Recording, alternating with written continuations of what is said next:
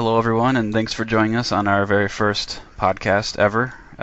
This will be the official podcast for DXB, which is, of course, the DirectXbox forums at directxbox.com. Most of you know us, but many of you will not, so I think this is a good time to introduce everyone. My name is Channing, otherwise known as Chanogram, which is my gamer card and username at the forums. I'll be the ringleader for this podcast, hopefully every week, time permitting and topic permitting. So as long as there's something worth talking about, someone will be here to talk about it every week. Quick introduction of myself. 28 years old, been gaming since I was, give or take, 7 or 8, starting with the original NES, going all the way up through current gen, which I own an Xbox One and hopefully a PS4 sometime maybe this year, depending on many different things, but sometime. The only systems I never really owned were a couple of the Nintendo systems and most of the handhelds, though I do have a PS Vita now. There's not much more about me, so I'm going to hand it over to Landshark and let him introduce himself. Hello everyone, Landshark, also Shark, and the system is Scott. So, really one of the first teams. And I've been gaming for a long time too. I think now I think about it, the first interactive game is probably the original Nintendo. Yep, Landshark, I think you need to check your mic. You're coming in really muffled. Yeah, I can't hear him at all. Yep. Wow. Whispers. Oh, you know what? One sec. Don't look like you have sock stuffed in your mouth. Sounds like he's talking from across the room at a normal tone voice. What? Dude.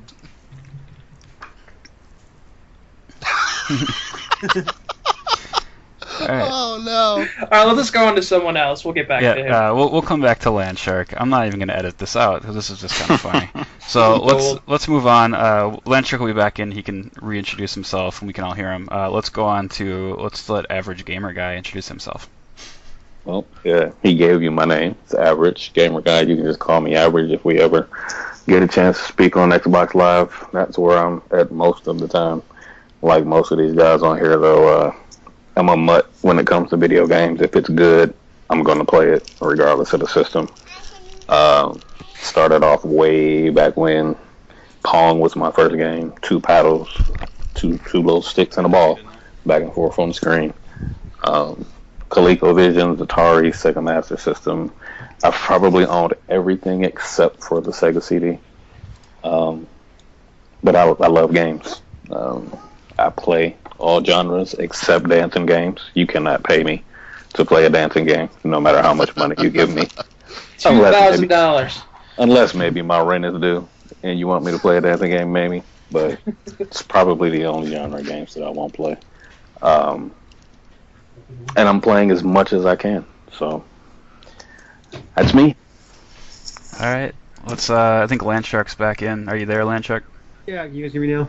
We can. Yeah. Okay, cool. My bad. All right. I did the exact same thing as last time. That's all right. Anyway, yeah, I've been gaming for a long time. I've been gaming since, first of all, my name is Landshark.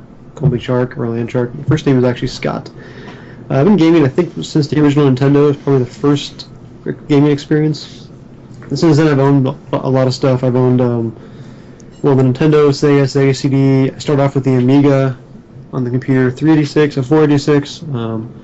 Now I currently have Xbox One, a Wii, I'm borrowing a PSP, and I have several gaming computers. So I'm pretty stocked up for gaming. And I'm in my early 30s right now, so I guess I've had at least 25 years of gaming right now. And I pretty much play everything, though. All genres, all types. Except for maybe sports isn't my favorite, but I do play some sports as well. That's about all I got for you right now, so I'll let the next person go. All right, let's go on to CabinTerror. Hey, this is CabinTerror. I guess I'm also known as Bobby. My first gaming experience, I think, was on the PC. It was probably games like Commander Keen and Diablo. I got into that stuff. I guess my mom always wanted me to get into computers and stuff, and I just segued to gaming. And then I got into the NES, the Super Nintendo, all that, and just further down the road. Yeah, I guess I come from a filmmaking background. I went to North Carolina School of Arts for a film degree, and I live in Chicago now. So, yeah, it's me in a nutshell. Oh, this is me in the nutshell. Sorry, couldn't help it, man. All right, let's go on to you then, MW. Yep. Yeah, figures. Hey, my name is Michael. I go by MWJW on Xbox Live and most other places. I've been gaming since the Apple IIc. My grandfather owned it, and I was like, hey, let me look what kind of games you got, and I've been gaming ever since. Was really a huge Nintendo guy as I was, as growing up. Eventually went big into PC gaming for a couple years. Bought everything that I could afford, and then moved over to the Xbox when I saw my buddies playing Halo, and I've been here ever since. I pretty much know about try to keep up on just about everything. Play a little bit of this, a little bit of that. But if you ask me information, I can try to find it.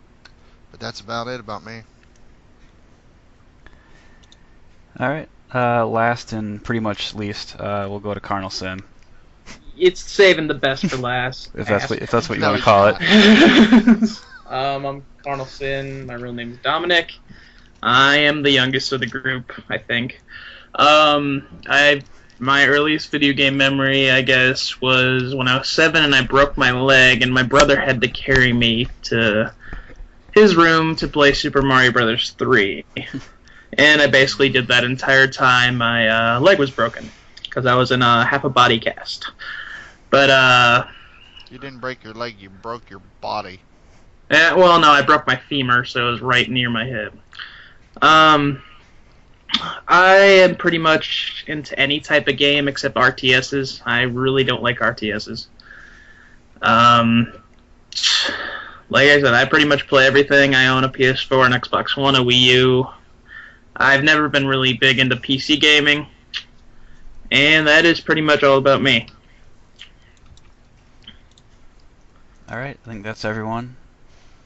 And since this is the very first podcast, Landshark and I want to take a quick couple minutes, hopefully, here to kind of explain what DirectXbox.com is all about. Are you there, Landshark? Yeah, I'm here. All right, why don't you go ahead and start. Just give a basic breakdown of why we created this site, since you're kind of the architect behind the scenes here. Yeah, it's kind of a long story, I guess, but I'm a big forum user, game forums. I'm on a lot of them. I have been for years. And the question's kind of hard to answer in a short version. Basically, you got a few minutes. Basically, I kind of got tired of. Well, I wanted a place for people to kind of chat and have a more organized version of a place that was less heavy-handed with admins and more organized for just straight-up game discussion with people that were gamers, helping out other gamers. And going on beyond that was more of a community style, which we have a lot of plans for the site, but bringing more of the community together, supporting each other, allowing people to actually advertise themselves in their YouTube channels and their Twitch channels and everything, rather than trying to keep that off the site. I wanted that to be more a part of what everything was, like everyone watching each other play games, joining each other play games, stuff like that. So I put out the call for, I guess I can name the blog. Recently I've been a lot on IGN forums and also on Mr. X Media, his blog. Let's see. That's where all of us actually met each other here. Yeah, too, most so. of us are from there, I think. Yeah. Party foul, you mentioned his blog. Yeah, name drop. Anyway, so I guess about 6 months ago, maybe 7 months ago, I kept dropping the offer on the blog to the blog owner there that I'd pay for it, I'd create the site if you wanted to move from a blog over to an actual formal discussion forum. And he got a lot of runaround and a little bit of interest, but never really stuck to it. And I kept offering it every couple months, and finally, I guess about a month and a half ago now, I again just posted up the idea, and Chanogram jumped on it and we PM'd back and forth a little bit, and just kind of stopped talking about it and just made it happen overnight, sort of thing. Yeah, it was pretty much overnight. It took like literally probably 36 hours from the time we said, hey, let's do it, to the time we registered the domain and kicked off the forum. Yeah, so at that point we were just waiting for the deciding what name we wanted to use, and once that was done, it was up within about 24, 36 hours. So that's kind of how we started. It's mostly just discussion, and went from hey, someone should do that, to we're doing it right now kind of thing. Yep. And Chanogram, of course, has ran with it big time, and we got a lot of active people on it right away, which has been nice. Don't forget about your residential artist. Yeah, and that's right, Carnal Sin. Good shout to you. Alright, I guess you should have given a shout to yourself. No shame in self-plugging, right? No shame at all. Yeah, it was definitely a collective effort. It wasn't just one person. A lot of the art is from Carnal, and a lot of the back-end stuff is done by Chanogram. I'm kind of the silent partner right now. But yeah, whatever else you want to say about it. Yeah, one thing I wanted to add, and I think this probably goes for all 6 of us. In fact, it probably goes for a big chunk of the people on the forum, whether they're here or not. Whether we came from Mr. X Media Blog or IGN or wherever we originated from, I think the running theme was not only wanting just a community, but we were all getting really sick of the straight-up BS from every other site. It's the flame wars, the console wars. It's very tiresome.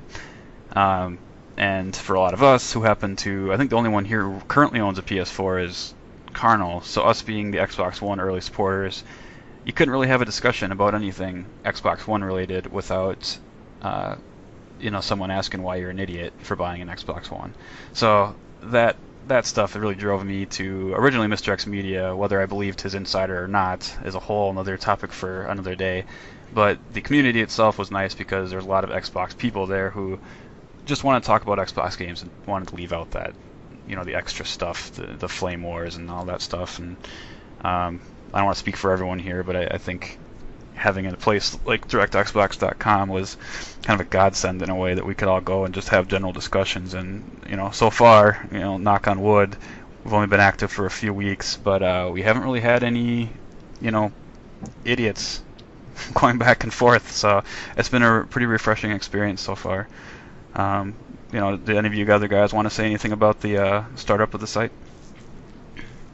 I really think it's also, really nice that we have, a community within the Xbox that we can go in and we can have discussions. A lot of the really good discussions that we've had before that, we haven't recorded have, just came from level-headed discussion.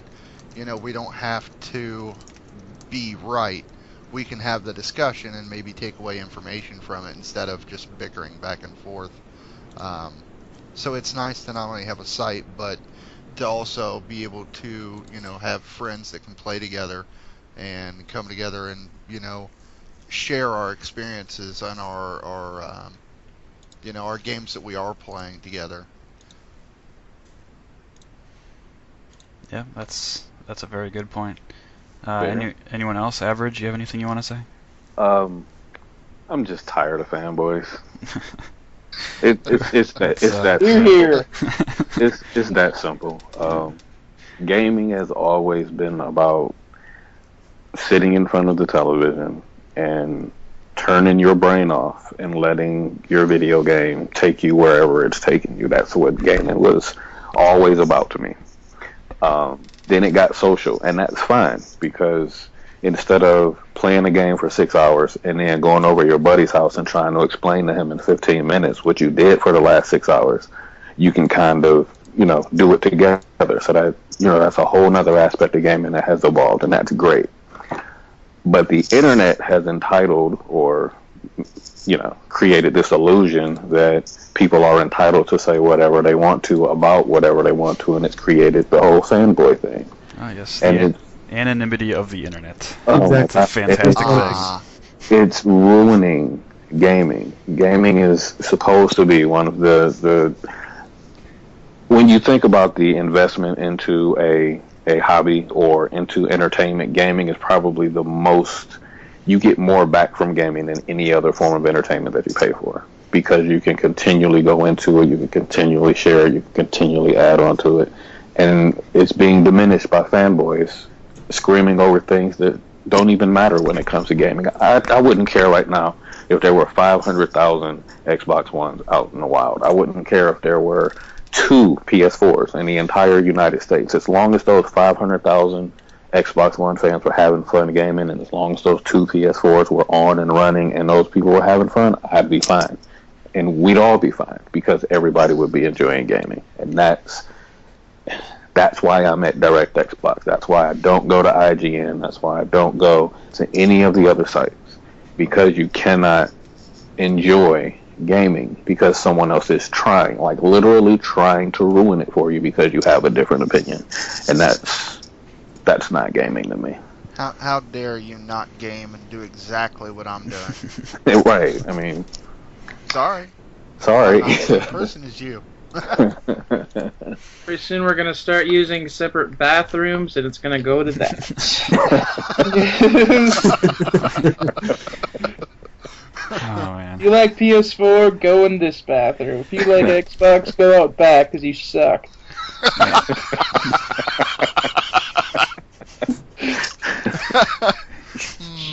Oh wow. Yeah, you'd almost think that, you read on some of these, and I don't want to keep bringing up sites, and hopefully we don't bring them up in the future too much, but since it's the first podcast, let's just do it.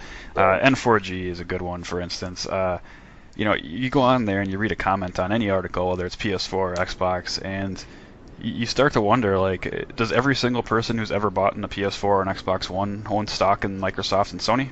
Right. Because it sure seems like it. Otherwise, they're way too, vested in the overall success of their console. As long as the games are coming out, as Av3rag said, as long as the games are coming out for your console, and you're enjoying it, it really shouldn't matter. Unless you truly own a big chunk of money in Microsoft, then I guess you have a right to go complain and trumpet the things because you're making money. And quite honestly, it's not about your console. It's about gaming in general, and people need to fucking wake up and realize that. Well, that and Right. Unless it's the Sega CD. I mean, let's be honest. Unless it's the Sega CD, and the PS4 nor the Xbox One seem to have any problem getting sales right now. There's nothing to worry about. Just enjoy the game. No. I mean, enjoy the game. Yeah, I don't think we were talking about sales at all in this podcast, but it's good to note that both systems are selling really well. PS4 is selling at astronomical levels. I don't think there's any question to that. It's selling really well. They're selling well above their previous generations. Yep. That's what's important. Exactly, and so is Growth. Xbox. Yep. Growth is what's important. Yep. More people playing, more people enjoying. Yeah, a lot of people were saying before this generation started that it was going to be the last generation of consoles because no one's going to buy them. Yeah. I think that's obvious. They've been saying the same thing about PC gaming for 10 years. Oh yeah, it's declining. Except it was up like $2 billion in sales last year or something. I think we can all thank Steam for that. Gaming Right. is only going to get more popular. Yep. When Microsoft flat out gives you props for saving PC gaming, I think we all got to tip our hat to Steam in that regard. So. Yeah. Oh, yeah. All right. So we're going to go on to a sort of a segment here that is probably going to be one that sticks around for every podcast, where we're going to go around quickly, relatively quickly, however long it takes, and talk about what everyone is playing. Maybe they've got a new game they want to talk about, or an old game. In this case, I think a lot of us are playing some older games, so you might hear something about a game that's not even on the Xbox One. But I will start, and my last week, or actually I should say weeks, have been pretty much taken up by 3 games. Forza 5, which is still an awesome game, and they keep putting out new content, and I recently just picked up the VIP for $20 because I apparently haven't spent enough on video games, so I wanted to spend $20 more. I do get credits faster. I have over 4 million credits and nothing to spend it on because I don't know what to buy. So if I could give you guys money, I would. But I can't. It's an awesome game. Forza 5 is great. I think most of us have at least played it to a small degree, if not a lot. I don't know if anyone has a whole lot to say about that one, since it's a little bit older, but it's fun. What level are you? I am only level, I should say only. It's all relative in talking about, Well, a certain member of our you can forum say who's in the only because 800s. you have friends that are way above you. Yep, I am currently at like level 1, I don't even know, 150 or something like that, somewhere around there. So I've got a fair amount in, but I'm not way up there like some people. Like I said, we have a friend. I don't want to name him on here because I don't know if he wants to be named, but he's in his 800s or 900s, I believe, at this point. He enjoys the Who game that is. thoroughly. Yeah, he puts in a few hours in that game, and some of his times are ridiculous. It's always discouraging when you think you had a great run, and his name's at the top of the leaderboard every single time. So, another game I've been playing. It's not an Xbox One game. It was a 360 game. I think it was on PS3 and obviously PC, which is where I've been playing it lately, is Kingdom of Amalur: The Reckoning. A fantastic game. I got about halfway through it on the 360 and stopped playing because that's just what I do. I play games until something new comes out, and then I play that game, and I never come back to the old games, very rarely. So if I don't beat it before something new comes out, I typically never beat it. So I didn't beat it this time, and it was on sale for Steam. And I've heard that's quite the large game. Yes, it's a large game. There's a lot to do. You can't. It's one of those RPGs that, you go do a quest, but then you pick up 4 side quests on the way, and you look at your quest. You have 15 active quests. You don't know what you're doing. You basically just run around and do it. But it's a great action RPG. If no one's played it, I highly recommend picking it up. You can probably pick it up really cheap on 360 or grab it on Steam when it's on sale or something. Like I said, $13 for all the DLC. And the game on Steam was a pretty great deal. I've got about 9 hours into it since I picked it up a couple weeks ago, and really enjoying that. I don't know, have any of you guys even played that game? Other than, has anyone played it? You played Just it? a demo. Yeah, just the demo. I used to own it. I played probably about halfway through it, and then I stopped. I don't remember why. It was a good game. Oh, yeah. I've always looked at it, but then with exactly what you stated about it being a huge game, and I don't need another huge game, so I always pass. It essentially reminded me of World of Warcraft offline. Yeah, it's kind of. I mean, well, not to get really into the history of it, but it was meant to be an MMO. Skyrim. Yes, it does not play Really? like Skyrim though. It's large like Skyrim, and the quests are everywhere, but it does not play like Skyrim. It's much more action focused, combat focused. Yep. And it's cartoony, kind of like World of Warcraft. Yeah, I will say when I played it on PC, of course it's an older game, and I was able to bump the graphics up to max on my PC. It looks less cartoony. I think it's just the nature of the sharper graphics. Obviously, my PC can run it better than the 360 could. I think even a friend came over and he noticed it too because he played it. He said, "Wow, it just looks a little less cartoony," and that is those exact words. So, but yeah, it is kind of a really colorful, almost like a Fable type of game. Yeah. So, and then anyone else have anything on that before I move on to the next game? I have one more. No, go ahead. No, I'm good. I think this is a game we can all say we've played to a certain degree recently, and that's Titanfall. No. Yeah. I Some certainly more haven't than played that others. game. So this is our first podcast. We obviously didn't get to talk about Titanfall when it launched. So let's spend a few minutes on Titanfall because I think it deserves it. I love the game. I don't love it as much as Carnal, and he'll tell you why in a second. But I really like playing this. I know people are getting a little burnt out on it now, so I'm having trouble finding, getting people to come over and play with me that I normally play with. But even playing by myself, I'm still enjoying it. And actually playing by myself. Don't worry, we'll all be back as soon as the expansion hits. We will. Oh yeah. Oh, yeah, I hope so. So I'm still going to keep playing it. It's one of those games that I fully get why people start getting burnt out, but man, I'm really loving it. And honestly, playing by myself, I found that it's actually kind of fun because I can steal people's kills and not feel guilty about it when I'm trying to get my challenges done to gen up. So, yeah. What were you going to say, Landshark? I was going to make a joke, and it was going to be bad, so go ahead. Fair enough. That's all I really have to say about Titanfall from my perspective. I love the game. I thought it got justifiably good reviews. I think it was well deserved. It didn't, revolutionize anything, but it was a solid entry in the first-person shooter genre that brought some new elements that hopefully push other games. Not to point fingers at Call of Duty, but I'm pointing a finger at Call of Duty to step up their game. I think it's a step in the right direction. I'm pointing my middle finger at Call of Duty. So Well, we can see for the first trailer, they took it and stole the ideas, gutted it out, and Whew. Yep. Yeah, Next but Call we'll of get to Duty. that. We'll get Yeah. to that later. Yeah, we have a whole topic on that Oh, one. So I know. I guess I'll definitely get talk about Titanfall. I am the only one from our group that is Gen 10 level 50, and I take pride in that. Wait, you gotta say too. You've been level 50 for how long now? Not that you just got it. You've been level 50 for. Probably a month or so, right? It's been at least 3 weeks. Yeah. Yeah, it's been at least 3 weeks. I played that game religiously. I love the crap out of it, but I did get burnt out once I hit level 10, and I'm hoping in the DLC that they expand the levels, because I kind of lived for leveling in that game. Yeah. Trust me, these guys can vouch for me. They'd come online, and I'd be playing Titanfall almost all frickin' day. So. Well, the nice thing is we have a nice large social network, so you always had someone to play with. So. Oh yeah. You did. Yep. That helps a lot too, leveling up with people you know. Yep. Oh yeah. Yes. I had a friend in England I played with during the daytime, and then you guys, after about 9 or so, all hopped on. So. And when did you fit sleep into that, or didn't you? Carnal sleep, you're right. What? There's something called sleep? Can you please explain this sleep to me? It's what you don't do when you don't play Titanfall.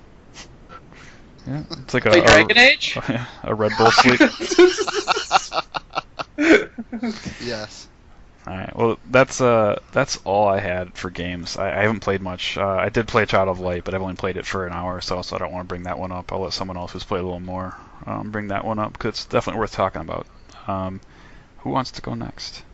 Well, with that, this pass to Average. You can talk about Child of Light. Alright, do you want Average? Do you want to go next then? Sure, I can. Let me pause Child of Light real quick, and then we can. Is that why you muted and said you'd be right back because you had to fight a boss or something? Had to make sure I didn't wake the sun up. Oh, okay.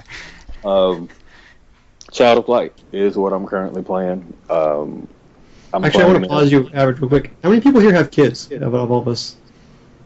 I do. Several of us. I have one. I think all of you do except me. Because I'm You're right. Yeah, I want to point that out. We are all gaming dads. Yeah, Yeah. I have stepchildren, so basically the same thing. I never made that mistake yet. You're still a dad. Just for our listeners. We're all parents. I love games too much. Yeah. Sorry, go ahead, Average. No problem. I am playing Child of Light now. I was playing Enslaved, Odyssey to the West. A couple days ago, I was stream on Twitch, Average Gamer Guy at Twitch, if you want to ever tune in. And the E's are 3s. Yes, the E's are 3s. Thank you for that, channel. But Child of Light. Child of Light, first of all, is $15. And with a lot of downloadable titles, low-cost downloadable titles, the first thing you'll think is it's not really an RPG, or it's going to be watered down, or it's going to be too simple. And it's not. It's nowhere near any of those things that I just mentioned. For the cost, for what this game is, for how this game looks, for how this game plays, it should be a $30 title, to me, at least. It's very easy on the eyes for you graphics aficionados and those people that, pay attention to what's on the screen more than anything else. It looks real good, plays real good, it's real smooth. No frame drops or anything like that if you want to get technical. But it feels like a 3D RPG because of the way that they made the game. The art style, the way that the character traverses the game, it feels a lot more open than it should be because it is 2D. It's not a 3D game, it's a 2D game. But they did a really good job of making it feel a lot bigger than what it is. The battle system is also a little more intricate than it appears on the surface. It's a ATB gauge. You wait your turn. Enemy attacks. But in the middle of that, you get paralyzed, you get stunned, and cast magic. All the things that you would see in those bigger, the Final Fantasies, the Lost Odysseys. You can go back a little bit to the Legend of Dragoons and stuff like that. Those type of RPGs. It's all in there. It's it's in there. It's kind of like the, what is that, ragu? The spaghetti sauce. It's in there. Trust me, it's in there. It's a good game. I'm about 4 or 5 hours into it. I do a lot of exploring when I play my RPG, so that's not 4 or 5 hours just running through seeing what the story is, but that's going in the corner and clicking and seeing if it's anything there like 3 or 4 times before leaving that corner, that kind of thing. But it's a really good game.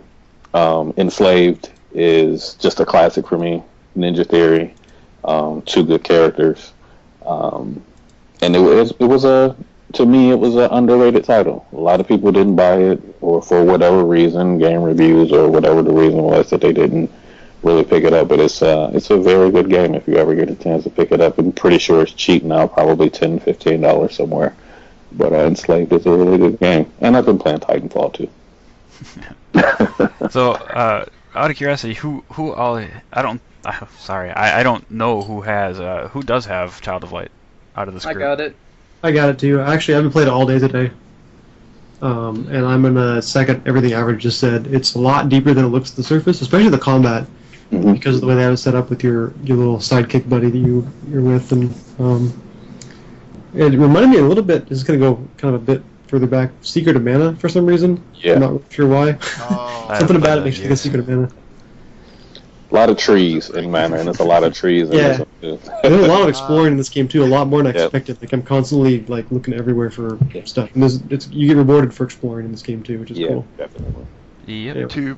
To bring up what Average said, if you want to pick up Enslaved, $6.99 used at GameStop or probably your local store, have it for like less than 10. So there you go. It's cheap. It's a very good game for that price. Yep. It's It's a very unique game too. Yeah. It's hard to put in a pigeonhole into a specific genre. It's a unique game. It is. So. As they described, they tried making it a living poem, and they've done a pretty damn good job of that.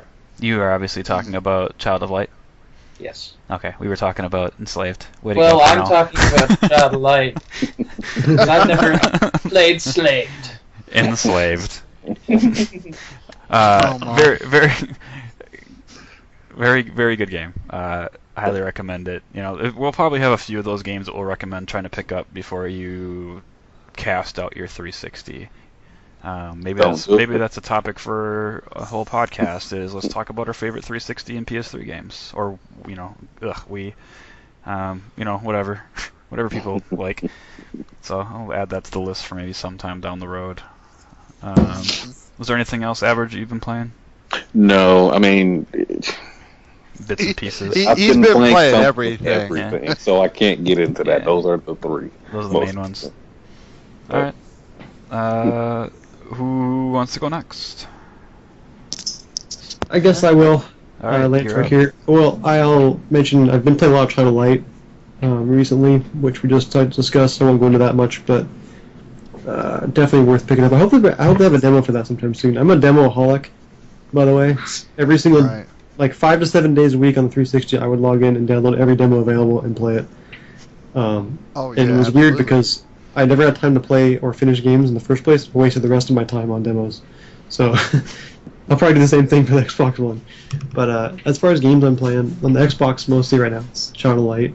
And Forza 5, when I have a minute or two, I'll jump on a race or two. And because I'm a big PC gamer too, I wanted to mention what I'm playing mostly on that right now, which is Arma 3. I don't know if any of you guys have played it, but I'm a big fan of Arma. Yeah, I've never played an Arma game. Yeah, I've Never played it. I watched saw a you couple. stream it. Yeah, I do play that occasionally at night or whenever I got time, and I'm a big simulator fan, and it's like a really fun That's combat. about as top simulator. as you can get simulator combat. Yeah, it's pretty cool. And there's tons of mods for it out, which is really where the value comes in with that game. I think I bought it before it even came out, whatever was on Steam before it came out. And I play a lot of it. What I play right now is called Wasteland mod, which is I don't want to discuss too much of it, but there's so many mods on Arma 3 that you don't get just one game, you get like 50 games in one. It's pretty cool. Wasteland's one of the more popular ones, so anyone that's pretty, knows the Arma series knows Wasteland. Yeah. Or can easily go on YouTube and find out everything they've ever wanted to know about it. Yeah, that's what spawned. Arma series spawned DayZ, and there's a few other ones now. There's a new official mod that came out called Zeus, which is basically like Dungeons and Dragons, but with modern combat. So it's like a dungeon master that places things in real time as you're playing. It's pretty cool.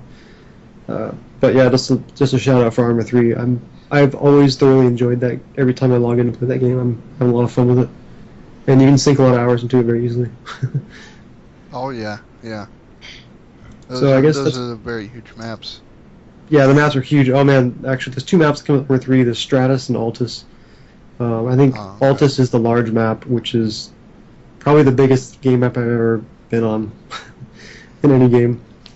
And it's all open world, no loading screens. It's all just one giant world. It's crazy.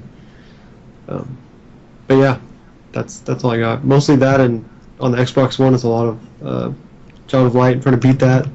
Actually, I've been playing Strike Suit Zero. I'm trying to beat that as well, but I haven't played much recently. How is Strike Suit Zero? It should, well, if you compare it price-wise to Child of Light, I think that Child of Light should be like twice as much, and Strike Suit Zero should be like half as much. You should have reversed the prices there or something. Yeah, I would agree with that. Yeah. I have Strike Suit Zero since the day it came out, just like you. So Yeah, and I wasn't expecting a lot out of it, but I wanted something kind of, it's open spacey. It's kind of like a what's X-Wing type of game, X-Wing, but yeah. not quite as involved, I guess. And I found it more difficult than I expected, so it's taking a while to get through it. Yep, I can almost make myself sick on that game on my 70-inch TV, spinning around, and yeah. It does have cool music and cool backgrounds when you're playing, so it's kind of a pretty game in that regard. But it's, I would say 20 is the absolute max I would have ever paid for that game. I would have been happier if it was more around the $15 mark. I would have felt like it was better priced. But I haven't played. I'm only about probably halfway through the actual I'm about the same campaign, so I can't speak for the whole game. But I don't think it's going to change a whole lot between now and the end. But you're looking for it was like the only space sci-fi game really out there on the X1, and so I had to buy it. Yeah. And I'm not disappointed at all. I enjoy it. It's just I probably won't finish that one for a while. I'll play it here and there. All right. Yeah. Is that it then? That's it for me. Yeah, I'm good. All right. Who hasn't gone yet? Cabin, you're awfully quiet. You want to go next? Yeah, I can go. I've mostly, I guess to go back on something Chanogram said, I share the same sentiment of kind of wanting to complete a game before I move on. So I've been playing Connect Sports Rivals, and I'm starting to get burned out on it, but I'm so close. With each sport, you can level up, and the max is 20. And I'm at 17 and 18 with most of my sports, so I'm just trying to max those out before I move on. So that's the reason why I'm always playing this game still. Nice. You should talk a little bit about that game, because I don't think, I could be wrong, but I don't think anyone else here has Connect Sports Rivals as of right now. I'm a fat guy. I don't move. Microsoft ended up sending me a free copy. Oh, that's so. right, yeah. But try not to sound so angry about that. But the problem is, I've only went in and done the demos because I've been sick for a while, so I haven't actually been able to play it. So yeah, that's all not me. Yeah, my 5-second review would be: it's really fun when it works, and it's really frustrating when it doesn't. So it kind of gets that right in the middle, 3 out of 5 stars for me. It's just there's potential, but it can get really glitched. I also do have a really small living room, so I should say that. So that could be an issue with the Kinect picking me up and stuff. So yeah, I've noticed the more space you give Kinect, and if you can get the Kinect up higher than say your head level, it works so much better looking down upon you. Yeah, get one of those clips that go on top of the TV or whatever to mount on top. Absolutely. I don't know if you have one of those. I actually got one just for it because I heard about that. Yeah. Nice. Yeah. Well, it could be worse. It could be the Kinect 1, which I couldn't even use in my family room. So at least this one I can actually. Yeah, I was really shaken up that I couldn't play Dance Dance, whatever the hell it was, with my kids in that one. Oh, sorry guys, I tried. I bought the bundle with the original, or with the Kinect and the newer model of the 360 when it came out. Yeah. And I took it home and I set it up and I put it in the corner of my room. My room was only like 10 by 12.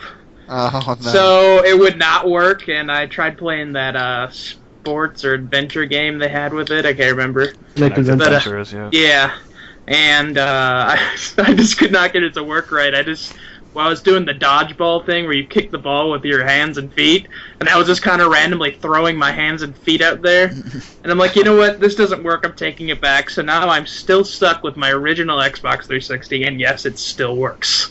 Nice. Nice. I bought the bundle too, except mine's the Star Wars bundle with the Kinect. Oh.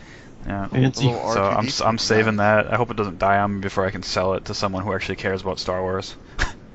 I'll buy it for $10. Yeah. Wait until the next Star Wars movie comes out. Yeah, we'll Oh, see. Yeah, absolutely. Oh yeah, But put I've- that on eBay. Yeah, I've kept it in Yep. perfect condition. I kept the box. I haven't even used the C-3PO colored controller. That's off limits for my family. Oh. It sits in a drawer somewhere. Smart. So yeah, it's I don't care about Star Wars. I bought it because it was the best deal at the time. So it wasn't because I like Star Wars. Dun, dun, dun, dun, dun, dun. Aw. Yeah. So those of us who have used Kinect That's 1 copyrighted and material. 2. Yeah, that's Oh, true. whoops. We're gonna have to cut that out now. Great. Yeah, the Kinect 2 is hands down better than the Kinect 1. So how much better is obviously up for debate, but I don't think anyone can say that it's the same tech. So, not Yeah. to go on a side tangent, but just since we're talking about it. It is Oh, yeah. definitely better. Oh, much. Yes. So, what else about Kinect Sports Rivals? Is there anything we should know about it? Try to sell us the game. I want to buy it, and I actually almost bought it, but It depends. I mean, it really depends who you play with because it's very focused on creating rivals with your friends. Kind of like it's kind of like Power Star Golf a little bit, where you kind of just play against your friends' avatars, kind of. But it's not like a Drivatar. I don't know. It's like it is what it is. I mean, it's a lot of fun with other people too, but it depends how much room you have in your living room or wherever you're playing it. nice. Well, I'm glad you're not trying to sell me a car. I'd be walking home. Worst salesman ever. Yeah, I mean, I'd be paying you to shut up. How does the self-scanning portrait thing work? In it? Oh, Pretty- that works amazingly. Yeah, I think that works pretty well. That's Yeah. the only thing I've done, so I can comment on that. Have you played anything else, Cabin, or is that pretty much? I mean, I played. I'll load up Titanfall and Forza if someone wants to play. But yeah, mainly focusing on Rivals, so I can move on to another game after that. All right. I think the only two people we have Carnal and MW left, right? Yes, Right. sir. So I think we purposely left you guys till the end because you guys are playing a couple games that are probably worth talking about that are a little older. So it doesn't matter which one you guys go first. Carnal, Go you ahead, just want to go? MW, because All I have right. another game on top of that. Oh, So. MW, go for it. Let's hear your Okay. games. Or Well, game. let's see. Well, actually, I have been playing a couple. I have been playing mostly Dragon's Dogma on the Xbox 360, and then usually when I'm not at home or I'm out having a life and I don't want to actually enjoy that life, I look down at my phone and I play XCOM that just came out this week. On your phone? Yeah. XCOM Enemy Unknown just came out for Android this week, and I've been playing that. It's amazing. I love the XCOM series, so I've been enjoying that too. Interesting. But it's almost as good. There's a lot of lag. Might be just my phone, and the textures aren't as great, but it's still the full version of XCOM that you would get, buying on a PS3 or the 360 or on a PC. It's just, it happens to be a lot more portable. So I've been really enjoying that one. But going back to Dragon's Dogma, I picked it up when it was on sale. I think it was around $15. When it launched, a couple of my buddies got it and they said, you have to get this, it's great. And as always, I'm usually in the middle of, 2 or 3 other games at the time. So I was like, it's made by Capcom. It's an RPG. You've got to be kidding me. When have they made a good RPG? I'll pass. Played the demo. I can't imagine this being good. But I ended up picking it up. I've probably been playing it for about a week or two, straight on. It's your typical, medieval, darker RPG. You go in, dragon tries to kill you, he fails, and you go through a revenge quest to kill said dragon. As you go through the story, you full character customization, tons of weapons, armor, all kinds of classes to pick from, and at any time you can switch back and forth in the main towns, which your main character wants to be. The battle system is just active RPGs battle system. You got cooldown timers, but it's all in active fighting in real time. And then you have your 1 to 3 companions. Well, your first companion you actually create, that person they're all called pawns. You go to summon gates, you summon them up, and your first pawn always stays with you. And of course you can change their class, their gender, their hair, their eyes, everything. Now that character actually goes into their servers. Any person can pick that character up and take them with them on their adventures also. Now when they come back to you, you get a little bit of experience, a little bit of money. Maybe they picked up some information that your character will use later on. But right now the game's kind of dead, so no one's actually picked up my pawn, which is sad. Because she's such an awesome pawn. But you can go into this. I named her after my wife. I mean, come on. Oh God! That's a whole other level. That's a whole other topic, I guess. Now we're getting awkward. Anyway, but I go through, and the pawns that you pick up, other than your main pawn there, they don't level up. Their equipment doesn't increase. What you pick them up as is what they stay as. And then you get a couple levels above them, and you send them back because they're too weak for you. Go get a new set. They'll go back to their maker. Maybe that person comes and actually plays the game again and sees that their pawn has been out in the world and they've collected, money and stuff for them. Maybe they don't. It really depends, but it's nice that the servers are still there and that you can still do all this stuff and it doesn't hinder the game any. It was a unique concept. Yeah. Who else has played that game? I have not played it. It's one that I wanted to. I played about halfway through it, so it was a good game. I actually really liked it. I think I stopped it because I really wanted another game and need something to trade in. But Right. Oh yeah. Well, I mean, if I had gotten it at launch, I probably would have traded in by now too. Yeah. But it's a really huge world. Maybe not as big as Skyrim, but there is tons to do in it. And it's a very nice system, very pretty for a 360 game that's been out for 2 years now plus. Well, what I really liked about it was it's not very forgiving. I mean, it is pretty difficult. No matter what setting you set it on, I mean, you're not going to just blow through this game. It's not as hard as, say, like a Dark Souls game, but No, definitely not. If you don't keep up with things and characters and everything, you will die, and you will die a lot. Right. I mean, you will randomly wander through the woods and maybe find an ogre, and maybe that will be the last thing you see is his club on your face. Yeah, exactly. Or you could run away, which is probably the smart thing to do most of the time. The only real time I've died is from my own folly and meeting a dragon. Yep, I died at that same dragon. I know what you're talking about. Big red dragon, and he was hungry. Yep. I did recently went back and I killed him 2 days ago. So, suck on that. You can't be down here. You need to go upstairs. But, I'll jump into Titanfall with these guys occasionally. But really, I'm just kind of burnt out waiting for the expansion like they all are.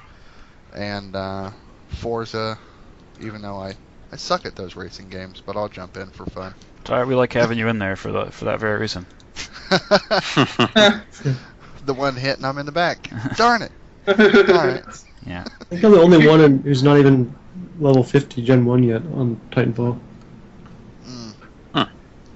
Like level 46 or something. I don't know.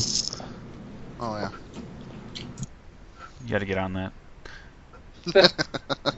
Yes. I think like you just have to, just so you can save at least Gen once.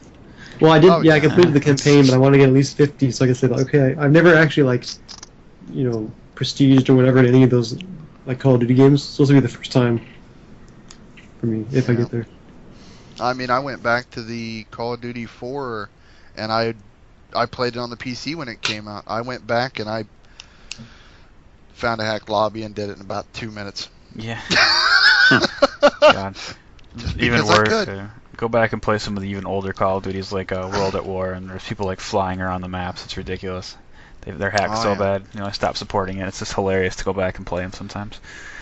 But Yeah. is there anything else you've played? Is that it? Nothing really in particular. All right. So, Carnal, you're up. Yeah, I've been playing Dragon Age Origins, and I'm not going to go into great detail in this game. I mean, if you're an RPG fan, let's face it, you've played the game. The reason I'm going through it is because I never went through these games, and coming from a first-time experiencer, I have went through this game 3 times just for the hell of it. Woo. Just because I've wanted to play each class, and I've wanted to connect the stories with 2 in my own personal way. But that is the game I'll be playing next, is Dragon Age 2, and then I'll be moving on to The Witcher 2. I am essentially playing these games because Dragon Age Inquisition is coming out, and The Witcher Wild Hunt is supposed to be coming out sometime next year.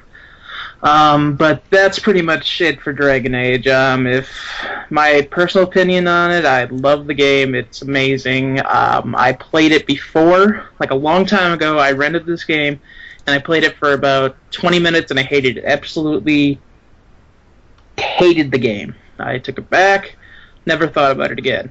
I saw Dragon Age Inquisition, started playing again. I am deeply, deeply in love with this game. Alright. Moving on from that game, I will talk about Infamous Second Son. I have 100% of that game. I've gotten every trophy in it, and my personal opinion is it could have been a lot better. This game is absolutely beautiful. It is one of the most beautiful open world games I've ever seen in my life, if not the most beautiful open world game. It has a smaller map than some open world games, but really the amount of detail in it makes up for it. The story's subpar, in my opinion. The main character's alright. I mean, I don't really know how to describe my feelings towards him. Is he as emo as he looks? He's not emo. He's actually kind of a jackass. I was gonna say. And he's kind of a jerk, and there is some funny parts, and there is one part in particular in that game that's freaking awesome. But I'm not going to spoil that in case people want to play it. I enjoyed the evil side a lot better because I can basically go around and kill anything I want, and I don't have to worry about killing certain things. But the game's good. I will say the game's good. However, take it as you will. I did fall asleep playing it once. A lot. No, there's only one time I fell asleep. It is very repetitive, and if you're not a collectionist, I mean, if you don't go around collecting everything, the game is very short. So if you're thinking about getting it, I would probably wait until it drops down to $40. It is worth about $40, but paying the full retail $60 for it right now, not, in my opinion, worth it. I know I'm not trying to do reviews here, and I'm not trying to continue on here, but if I did have to give it a score, it'd probably be like a 7 out of 10, because it's good, it's fun, but I've never played Infamous 1, and I've never played Infamous 2, and I watched Infamous 2 broadcasted, and that looked like a hell of a lot more fun than this one. And that should not happen with a next-gen game, and a game that is supposed to make itself better as a series. I know a lot of people didn't like Infamous 2, but from what I saw, the crazy mutants and stuff like that, it just looked more entertaining. Because this game is kind of, I don't want to say it, but boring. No, you said but, It yeah, is what it is. Yeah, it's got its moments like any boring game, but it's very sloth-inducing. Let's put it that way. Could be that Have you played they it for any of focused too much on the art and kind of lowered down the actual, the actual game for it. It has good gameplay, good action. I mean, some of the combat's fun, but you're essentially doing the same thing over and over and over again. And the new powers and stuff you get with it do not make up for that. So, You're just hitting them with a different color. exactly. That's pretty much all it is. Each of them vary a different bit, but essentially you have attacks that are the same thing. You have a strong attack with it. You have a melee attack. You have a shooting attack, and essentially they differ very little. And that's an issue, in my opinion. Landshark, what were you saying? It makes me. I haven't played it, any of the Infamous games, but it reminds me of Prototype on the Xbox. Or I guess It is. but- They pulled a lot of bit like comparisons. Prototype. I like Prototype a lot. I actually never beat the first one. I got to the final boss and I could not beat him. I just could not do it, and I tried and tried and tried, and I just never got the chance to do it. But I never played Prototype 2, but in comparison to Prototype, I'd say it's somewhat similar. It's not exact, but as an open world game, it's up in there, so. But anyway, that's really all I got to say, and that's all I've really been playing, so. Alright. Cool. So I think that's everyone. We have a few topics, some news stuff we want to cover that we think is noteworthy. Let's go ahead and just jump right into those. So, one thing I want to bring up, keep on the lookout for some Sunset Overdrive news. This podcast will be posted sometime on Monday morning, hopefully. Recorded Sunday, so assuming they don't just blow the news out or Monday morning right away, you will hopefully see something new on Sunset Overdrive. Who knows what, but it sounds like they're gonna give us a bunch more information. Brandon Winfrey is the guy who a tweet I saw, basically someone posted in our forums, says 1 week till people know what Sunset Overdrive's all about. Be sure to wear your ass-kicking trousers that day. And he does work for, is it Insomniac? Well, I'm drawing a huge blank. I think it's Insomniac, sorry. Mm-hmm. And that was on the 1st, so Thursday? Somewhere around that time? And then I'll say real quick, he does have one more tweet. I just went to his profile a few minutes ago, and he does have a tweet from 5 hours ago saying the calm before the storm really isn't that calm at all. I don't think it's a stretch to think that he's talking about the reveal, or whatever you want to call it, for the game, because no one's publicly seen any gameplay, so it's gonna be a big one.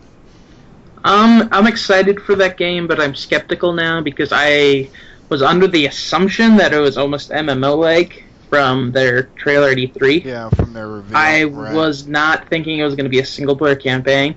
It's both. There's multiplayer and single player. Oh, I understand that, but I'm hoping that it has a level-up system and stuff with the multiplayer. Like, that's because that's what I thought they were going for. So, we will see. If it's anything like what Resistance was on the PS3, then you don't have anything to worry about. They know multiplayer. A lot of people enjoyed Resistance multiplayer. I didn't play it myself. I didn't enjoy it.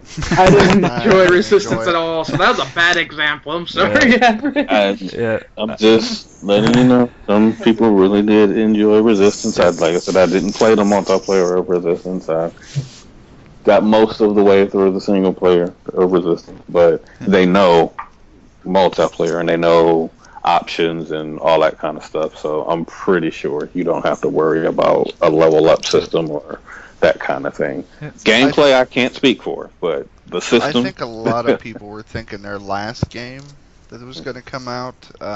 What was that?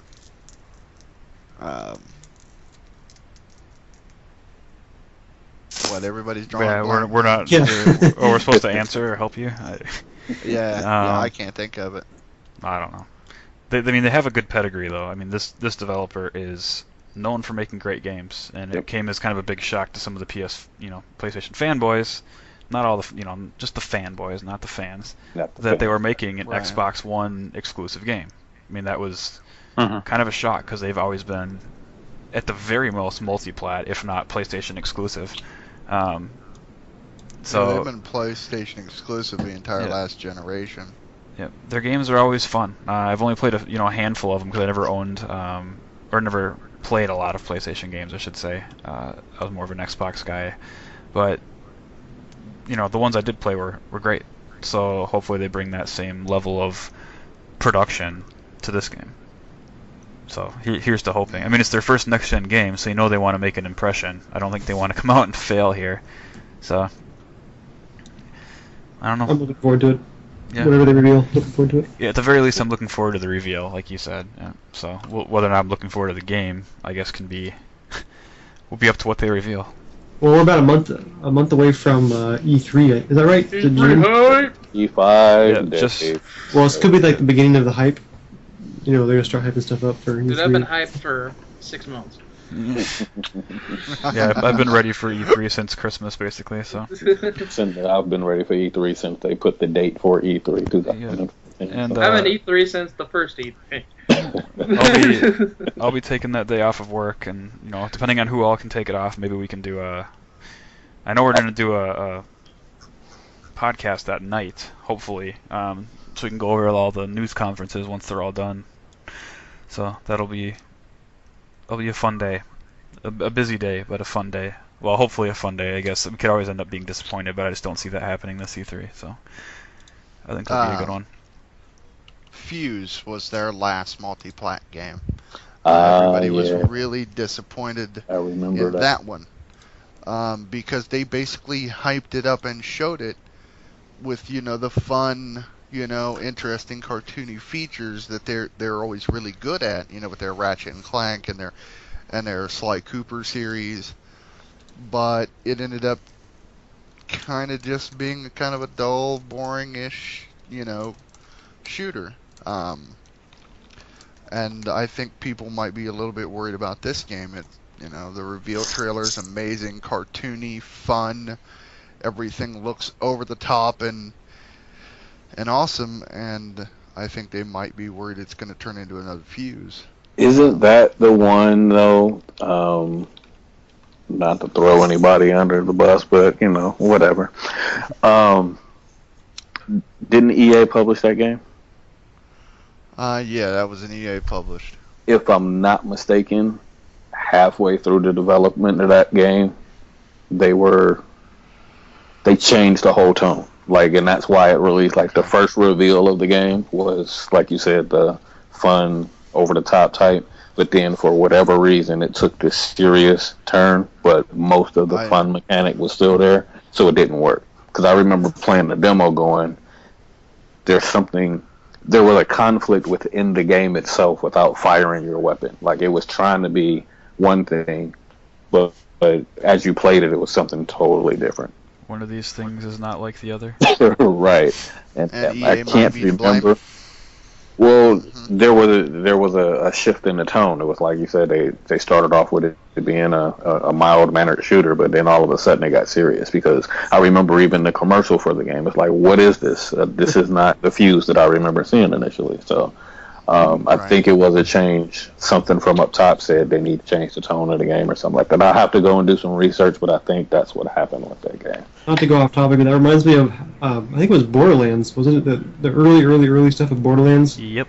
Was actually more real and not so goofy. Borderlands was a. It was was a still realistic. Cel-shaded, but it No, was it wasn't. realistic selling. It wasn't. Nope. It was originally a straight, like a normal graphic game, and I remember originally seeing it. The concept was cool, but the early screenshots were very meh. They didn't release a lot of it because it was so early, and then the story goes, one of their art directors or artists came in with some drawings saying, "Hey, look at this, I have an idea," and they said, "Sure, that looks cool, let's try it," and everyone loved it, and that was Borderlands. That was, yeah. Yeah, because I think it was just their graphics weren't up to par with some other games, partially because it was such a big game. It's a huge game. Even the first Borderlands was, so. But. Well, speaking of games that change and games that don't, there was a reveal for Call of Duty Advanced Warfare that leaked on Friday. Ooh. And I'm going to pause here because I want to be nice. So it looked like Call of Duty, which is always good and bad because Call of Duty games usually look pretty good. Looking at the trailer, in motion, looks like a next-gen game, lots of pretty lights and Kevin Spacey and exoskeletons and Kevin Spacey. And but then you see the things that make you worry that it's still Call of Duty. Some of the same animation. Just the over-the-top testosterone that's in these Call of Duty games is, to me anyway, it's wearing a little thin. I want to be excited for it, but every year Activision puts out a great Call of Duty teaser trailer. I've not seen one of these trailers that has not been, even if you don't like the series, you'll go, wow, okay, that got my attention. But then you pop in the game, you play the 6-hour campaign, and then you play Modern Warfare with shinier paint. Yep. I'm gonna be the yin to your yang here. Yeah, I'm probably in your boat too, Landshark. So go ahead.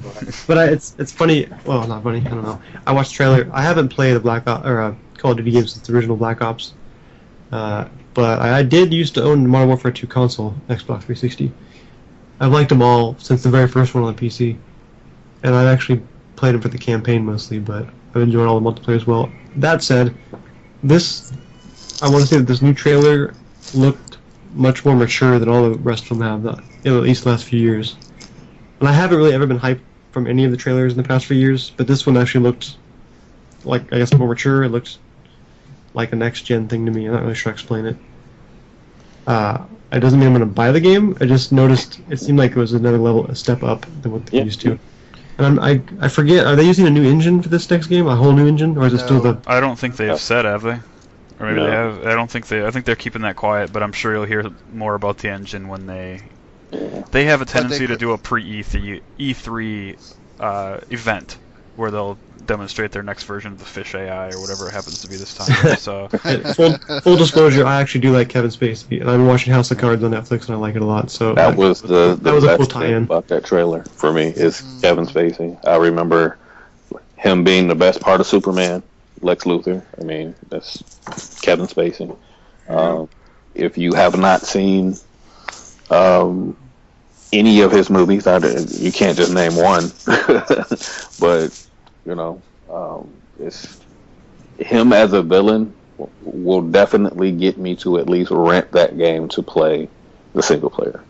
I can't tell you that I'm going to plop down $60 because the multiplayer frustrates me beyond no end. Well, then the timing of the game too is November, and there's going to be a lot of good stuff coming out. A lot of good stuff. That was the other thing I was going to say. And with Dragon Age, Batman, Alien Isolation, new Assassin's Creed. I will get into this in another podcast about how we're all going to basically sell our souls to buy games this year because there are so many. I have 2 kids. I'll just sell one of them.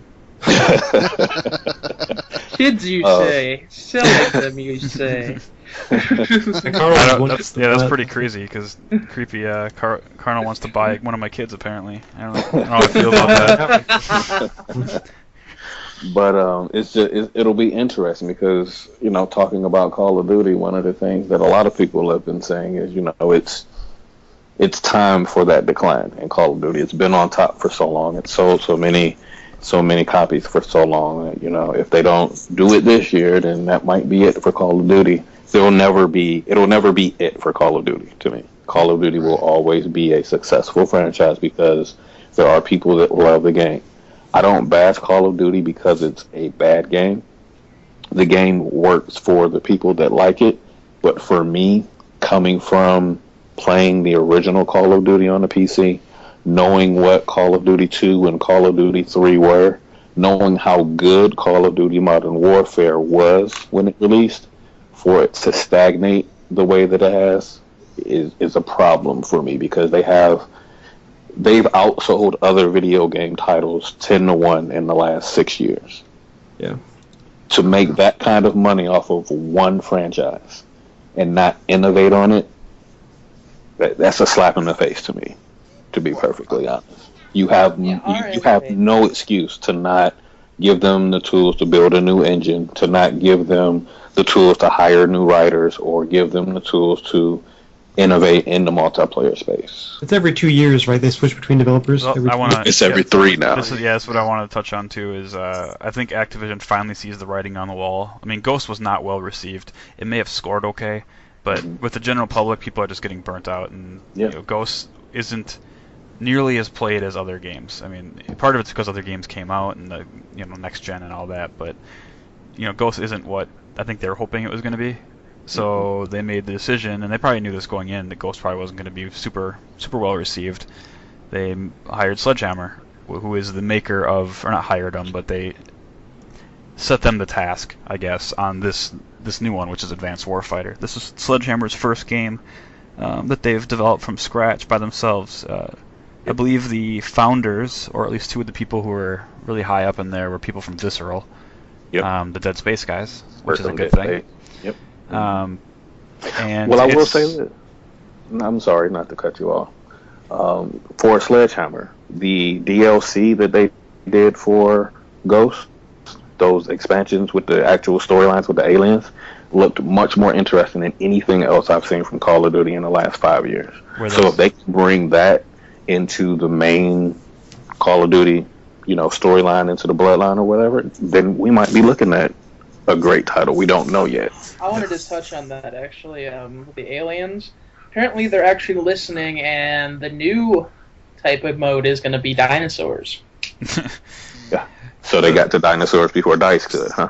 Apparently. They have lasers attached to their heads. Well, it wasn't originally supposed to be for Call of Duty anyway, when they were actually discussing it when it came up. But DICE ran with that troll for way too many years to not produce anything. But that is like the only way I'd ever pick up Call of Duty, is if the dinosaur mode was good and I wanted to play some Turok. There's a IP that's ripe for the renewal or revive. Yeah. Yeah. I would love a new Turok that's actually done correctly. So the original Turok was amazing. Oh yeah. So what's up with the name Advanced Warfighter? Sounds a lot like what the heck, Ghost Recon. Ghost Recon? Yeah. I thought the same thing. I said, "Wow, can we do something?" Even the gameplay trailer itself showed off stuff like that you could have said, "Oh, that's Ghost Recon, and that's Titanfall." Well, I mean, there was Modern Warfare. Now it's Advanced Warfare. Yeah, it's Advanced Warfare. Well, Yeah, I mean. Yeah, not Warfighter or whatever. Oh, is it? Okay. Yeah, it's Warfare. Yep. My bad. I mean, Yeah, I just don't get it. I mean, you have the futuristic games, and now they want to break into that too. Well, where else are they going to go, though? To be fair, they've done the first, World War II over and over. They've done the modern one now, however many times. They've done even the, in-between state of World War II and now. So they naturally have to go forward. Otherwise, people are going to say they're just rehashing. Yes. You know what I mean? So how are you going to compete? That's my issue here. You have Titanfall, which is futuristic. You have Halo, which is futuristic. You have Destiny, which is futuristic. I mean, they're all different, though. I mean, that's why they're going to compete. The whether you love it or hate it, and it hasn't changed much, which is part of what we're mad about. Call of Duty games play a lot different than any other game. Love it or hate it.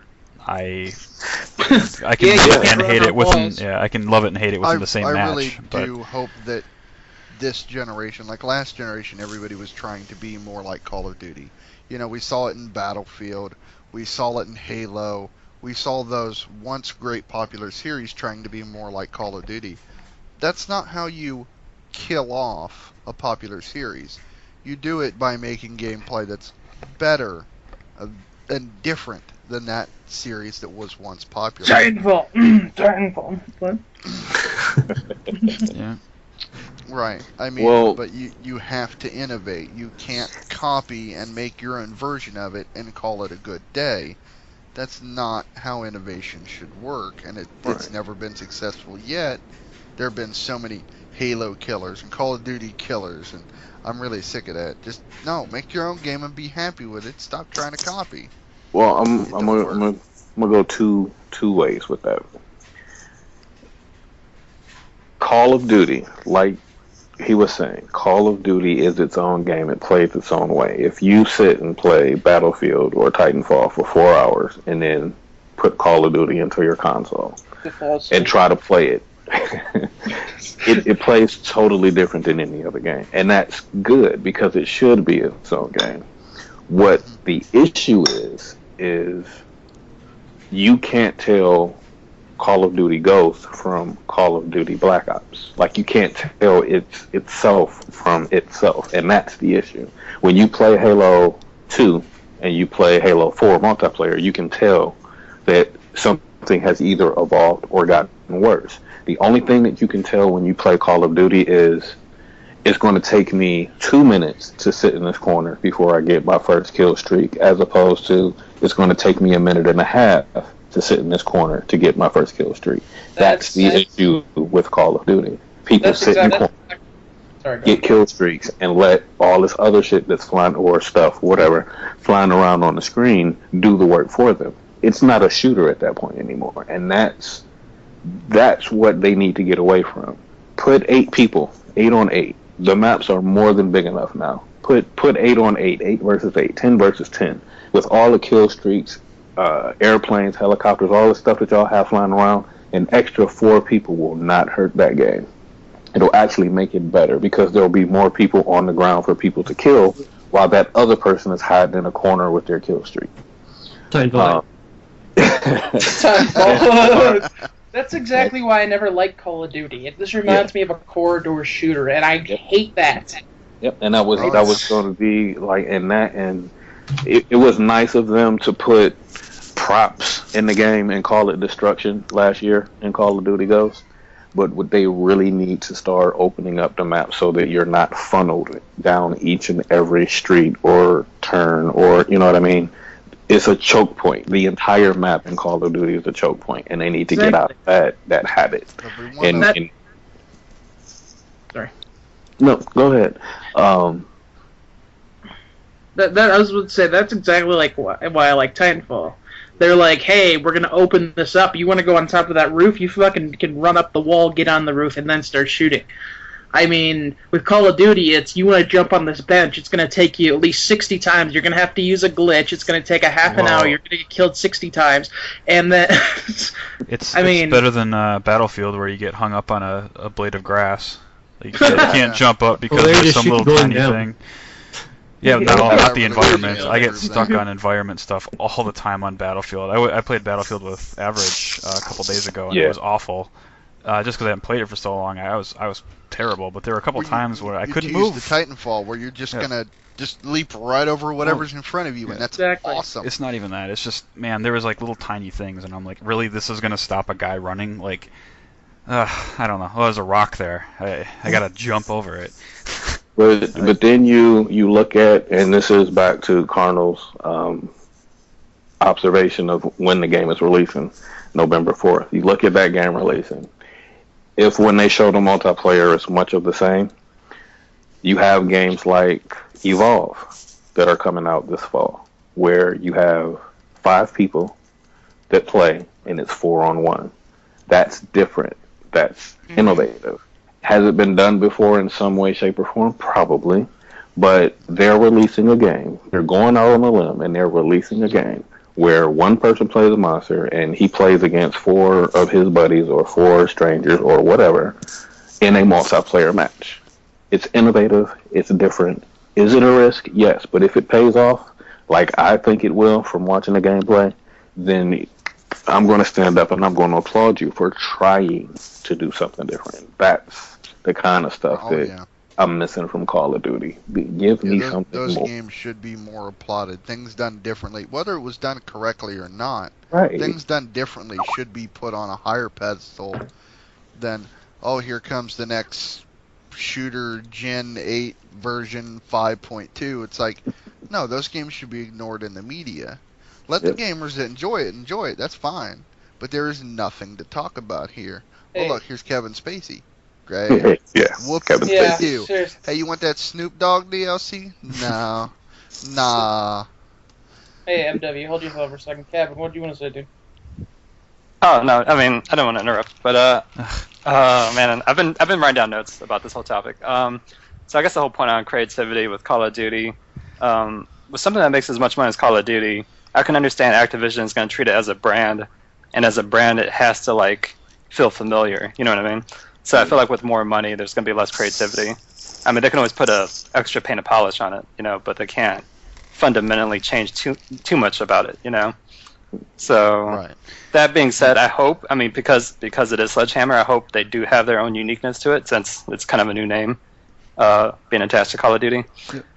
But from the trailer, it's really hard to tell. The trailer looks very like standard Hollywood, you know. It's very cliche. cinematic. It's not a lot of gameplay. It's very cinematic. Yeah, so that. I would. I think we all need to give Sledgehammer the benefit of the doubt until they prove us wrong with actual gameplay. So I think we won't give see them a chance, really gameplay until E3. probably But, they'll be up on either Microsoft or Sony's stage. Hopefully Sony's, because I don't want them to waste 30 minutes of To me, Microsoft thing talking about Call of Duty. So to me, it's not the gameplay looking at the gameplay. If I see a gameplay video, I'm just going to think Call of Duty, Call of Duty, Call of Duty. The only way it's going to turn me is if I put that game in my hands and it's different. And I don't think it's going to happen. I think it's going to be the same old crap. Right. You know, I downloaded the demo for Ghost a little while back on the X1 after having played Titanfall, and I downloaded, installed, jumped into a game, and like within the first 30 seconds, I was like, okay, I'm done. did you die 5 times like I did No, when I played that game? It wasn't that. It was like the input lag right away. It was 3 so matches. slow for me. 3 matches, Landshark. You're talking about that weekend they had the multiplayer demo? I didn't get it right away though. Was it? Okay. Yeah, I got it. I loaded it up. I played the first match. And I said that was one. And I didn't enjoy the last one, so let me play another one to make sure I'm not just basing this off of the last one. And then it went, and I got halfway through the third match, and I uninstalled it. Yeah, I played about 30 minutes total before I installed it. But I bought the game and I only put about an hour into it. So at least you guys did it. You guys didn't have to pay $60. The good news is I was able to trade it in on a special at Best Buy for $45. So I ended up I think I actually got the game on sale. It wasn't $60. I think I paid it for like $47 or something like that on Groupon. And so I actually only lost like $2 on that game. Right which is away when I played it, what Carl was saying earlier, it felt like a corridor. I guess I haven't played Call of Duty in a while either, not since Black Ops 1, but I was expecting it to be fast-paced, I guess. It wasn't, I don't know. I guess I got spoiled by Titanfall right away. Yeah. If I want to go play a corridor shooter, I'll go play Halo 1, and I'll play on, what was that map called? The Portals? Oh god, that's so far back. Yeah. It's just like portal after portal after portal, and there's like nowhere to jump. Oh god, yeah. I thought it was something Graham or Chai or something. So, while we're also on the topic of innovating and things changing and things being different, September, Xbox One releases in China. There is no console in China. Not legal. Yep. Not legal, right. Not legal or There made. have been a ton of consoles in China, but they're only released in China. Right, and I'm talking about big three: Nintendo, Sony, Microsoft, legally, because we know that they can get them in however they get them in. But this will be the first time that you can actually, if you were traveling, you could go into a Chinese store and buy an Xbox One legally and not be hounded by Yakuza or the police or whatever. Same difference over there. They all want their money. Could be big, could be bold. From an innovation standpoint, we could see a lot of creativity that has been untapped. I mean, those markets, the Japanese market, we know what Japan was to video games in the 90s, the early 90s, early 2000s, Capcom's, SNK's, with the fighting games. I mean, just all over the place with the creativity in RPGs, all kinds of genres. If you look at Korean games, some of their RPGs, I believe it was posted on, I'm not sure if it was our blog or if someone directed me. They have RPG right now where the detail in the character model is probably better than some that's, and this is yourself creating yourself in a game, and you get so many options. It's almost like you're designing the character yourself. Oh yeah. But I mean, it's just there's so many creative things that could come out of this. But of course, it has to be successful first. So, what do you guys think? Do you think that Xbox One in China is a good thing? Is it a we have to do it because China is a market now thing, or I think yeah. I'm gonna jump in. I think Microsoft has to do it. Well, let's just face it. This is the one Asian market that Microsoft has a chance in. Yeah. They don't have a chance in the other markets because Sony is well respected over there for the most part. For the most part, not everyone loves them, but China not so much. China doesn't exactly love Japan as a whole. No. I mean, obviously, that's not every single person in either country despises the other one, but as a whole, those two countries don't get along very well. So it's the only place where. So China probably. Sorry, go ahead. No, I was saying Nintendo and Sony, for that matter, they're both Japanese companies. China, of all the Asian countries that we could launch in, that actually has a base of people that would be willing to buy a console, potentially buy a console. This is the one where Microsoft, especially if they can get in there first, which it looks like they're going to be able to do, because I haven't heard anything about PS4. They launching. are getting in. Yeah, they're going to, but they haven't said before or after or anything. They haven't said when they're going to. As far as we know, Microsoft's the only console that has a date and they're launching. Right. That could be very big for them over there, or like you said, it could be a giant failure. But either way, how big of a loss is it really? Not much. Well, I think Microsoft will be kind of go in slowly. I mean, look what they tried to do in Japan. They had a really big build-up. They had commercials. They had all these Japanese developers. And then eventually they just slowly got rejected. I think they're going to be more wary of that this time. I disagree Spend on a little that bit less and do slow build-up. I think their only chance is to hammer it right away before somebody can get into it. What's the console market like? The Japanese market is clearly going mobile. Yeah. Is the China market? What's the China market? It's mostly PC, I guess, or PC. It's PC. Yeah, they're PC gaming dens. Whoa. Or what you want to call them, because not a lot of the Chinese, there's a huge lower class on that, so they all. Well, here's where time on a PC shop. Here's where Microsoft can win even without selling a game, and that's because the Xbox One does so many other things well. When you talk about Chinese and Japanese markets, if you know their culture, you know their lifestyle. They don't have big lavish living rooms most of the time. I mean, don't get me wrong, some people do, but it's about economical space because there are a lot of people in China. So having a PC and a PS4 and an Xbox One and 2 TVs and a monitor, most of the time that's not something that's happening in those living rooms or in those apartments. So being able to hook up an Xbox One and have it run the cable through, isn't it best TV that they're working with? being able to run Windows 8 apps once those apps are able to go from Windows 8 directly to the Xbox One, being able to control all of that with Kinect will probably get more people into the Xbox One from a technology standpoint because it can do so much else. Then this really builds up what they're going to do is have Xbox One dens instead of PC dens. Well, you have a 1080p Kinect mic. I mean, there are a lot of karaoke houses all over Japan and China. Can you imagine anything better than having a 1080p karaoke machine in your living room and you don't have to go out to the karaoke house anymore? I mean, the Kinect is that accurate to cover connected as Dance Central fine, from what I've seen.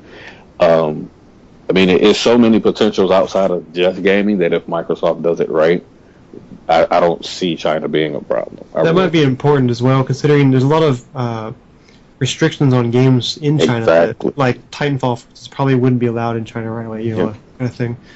And the majority of what's on the Xbox One is going to be shooter focused. Right. So it's actually going to be a really cool thing. I mean, if Microsoft does a big push for China and they're trying to cater to the market, we might see some new developers. Exactly. New developers popping up, content we never even thought of because stuff spill over back into the rest of the world like the US do. Yep, I know one high-profile developer. I cannot remember his name, so he's apparently not that high-profile to me. Already has said that it's going to be one of the biggest failures that Microsoft's ever done. You're talking about the dude from Alice, the developer for Alice. I know exactly what you're talking American about. McGee. American yes, McGee. There we go. But yes, that guy. He may have a point. He may well be right, but he is... the risk versus reward in this case, even if Microsoft ends up losing their ass, the amount of money they lost pales in comparison to the potential amount of money they could make by doing this. Yeah. Right. So even from a business standpoint, is an automatic failure. So why not? Yep. Like I said, go ahead.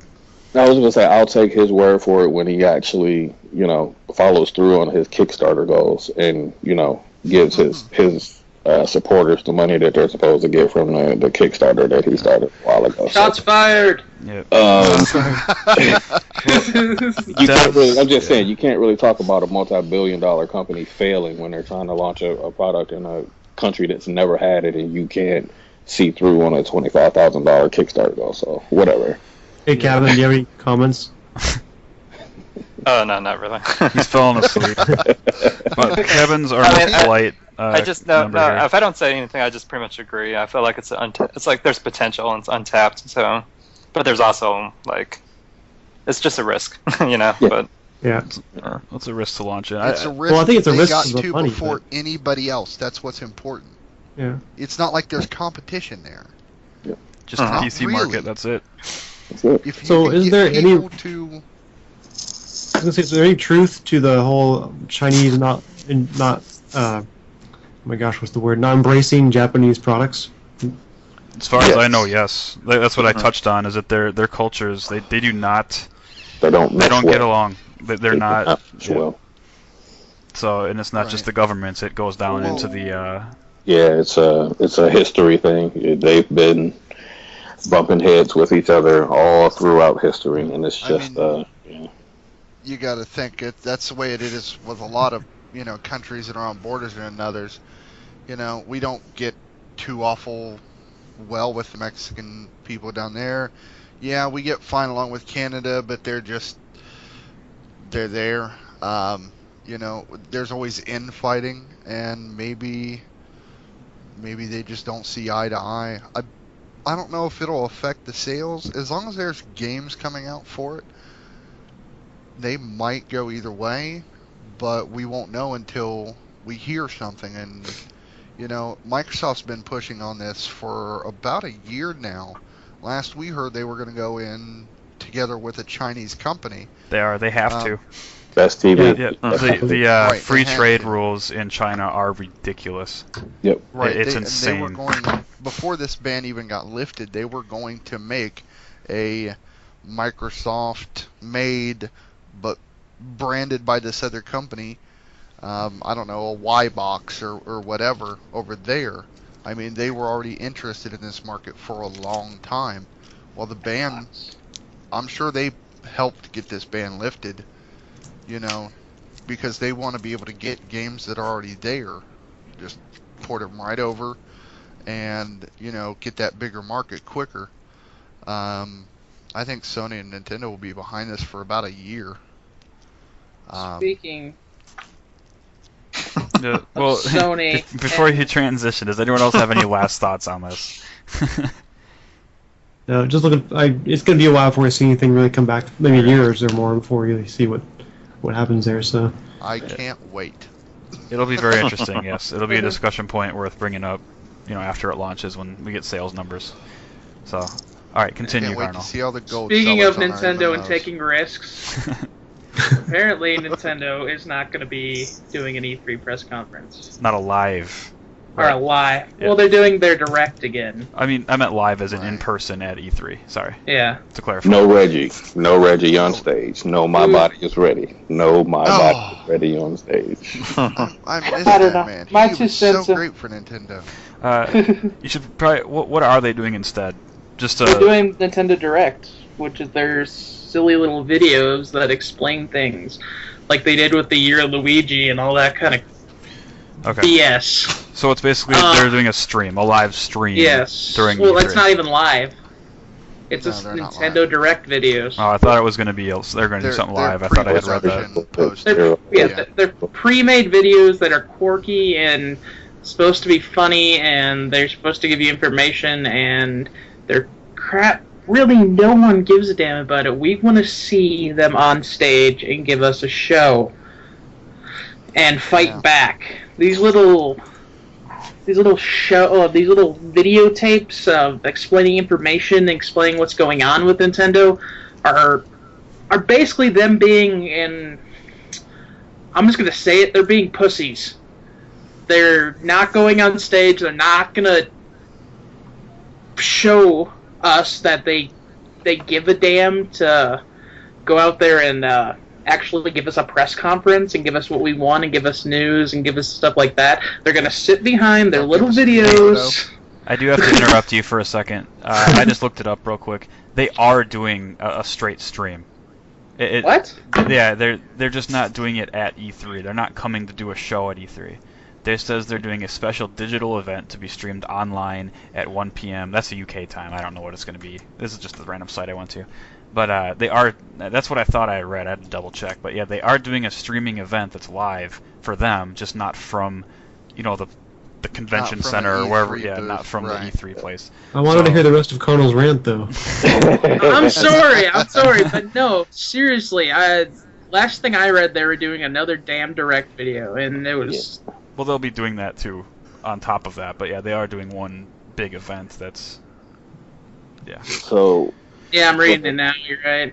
for the last year, the Nintendo fan in me has slowly been dying, It's withered. Yeah. It's withered away. Yeah.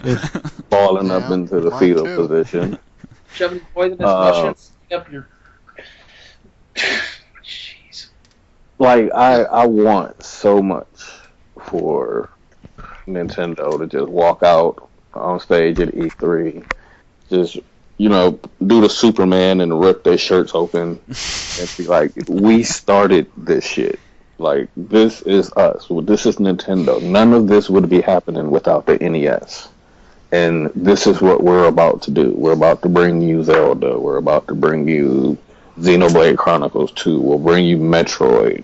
We'll knock the price down on the Wii U since we messed up with the naming of the console. Because that's really the only thing that they messed up with. If they had not messed up the name of the console and actually talked to third parties about what their console was and how they wanted it to work, we wouldn't even be talking about Nintendo like this right now. It wouldn't matter how they had a press conference, because we'd say, you know what, I don't care, because Metroid is going to be here at the end of the year, or Zelda looks fantastic, so they can hold a press conference with a slug on the screen for 20 minutes as long as I know that this game is getting ready to release. That's how Nintendo used to be. So. Yeah. Is it a fair statement for those of you who care about Nintendo? Because I don't. I'll freely admit I'm not a Nintendo fan. I'll play the occasional Mario game, but I've just grown away from those games. I guess they just don't intrigue me. But is this a fair statement? Nintendo doesn't give two shits about third-party games. They just seem they haven't since GameCube. No. They rely. Hard. I don't think they do. I really don't think they do. No.